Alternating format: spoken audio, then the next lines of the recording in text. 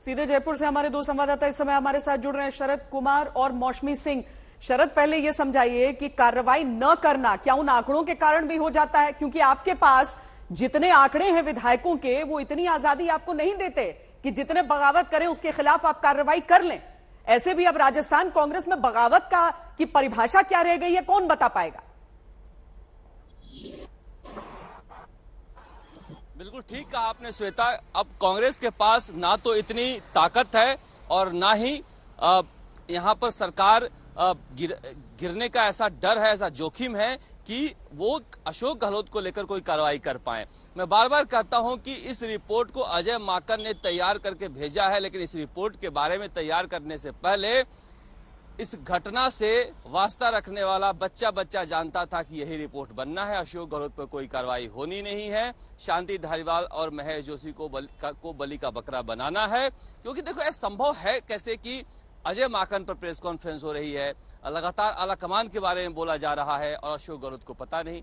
अंदर की बात लोग बताते हैं कि जब यहाँ पर मीटिंग हो रही थी महेश जोशी के घर पे, तो खड़गे साहब पूछते थे 8:30 बजे तक कि विधायक कहाँ है, तो मुख्यमंत्री जी कहते हैं पता करो कहाँ रह गए। तो ये स्थिति आप समझो कि किन परिस्थितियों में पर्यवेक्षक जो है 4 घंटे तक गुजारे हैं मुख्यमंत्री निवास में और कोई विधायक आने के लिए तैयार नहीं था।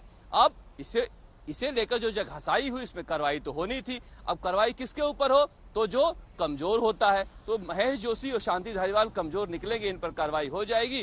ठीक कार्रवाई वैसे ही होगी जैसे पिछली बार सचिन पायलट पर हुई थी, उसके बाद वापस ले लिया जाएगा। लेकिन श्वेता, मैं दिन भर में जो देखता हूं इतना दंग रह जाता हूं कि सुबह तो अशोक गहलोत के यहाँ दिखते हैं, शाम सचिन पायलट के यहाँ दोपहर में, तो रात को अशोक गहलोत के यहाँ। मतलब ये स्थिति हो गई विधायकों का कि पीके फिल्म में जो आमिर खान दूसरे ग्रह से आया था, अगर उस तरह कोई व्यक्ति आकर यहाँ देखे नेताओं को तो चकरा के गिर जाए। दिन भर में इतनी निष्ठा बदल रही है यहाँ पर। पीके में दूसरी ग्रह से भी आया था, तो वो राजस्थान की एक जगह पर आया था, अगर उस फिल्म को हम देखें तो। लेकिन मौसमी, ये बताइए कि ये बता पाना कितना संभव है कि अब अगला क्या होने वाला है?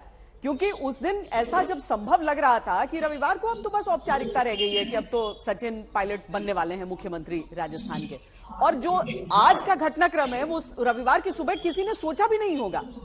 तो अब हम क्या समझें, क्या आला कमान अपनी चलवा पाएगा? श्वेता, ये कांग्रेस पार्टी है, यानी कि अगर आप देख लीजिए कि 3 लोगों पर इस तरह की कार्रवाई हो गई, ये भी बहुत बड़ी बात है कि 24 घंटे के भीतर ही कार्रवाई हो जाती है।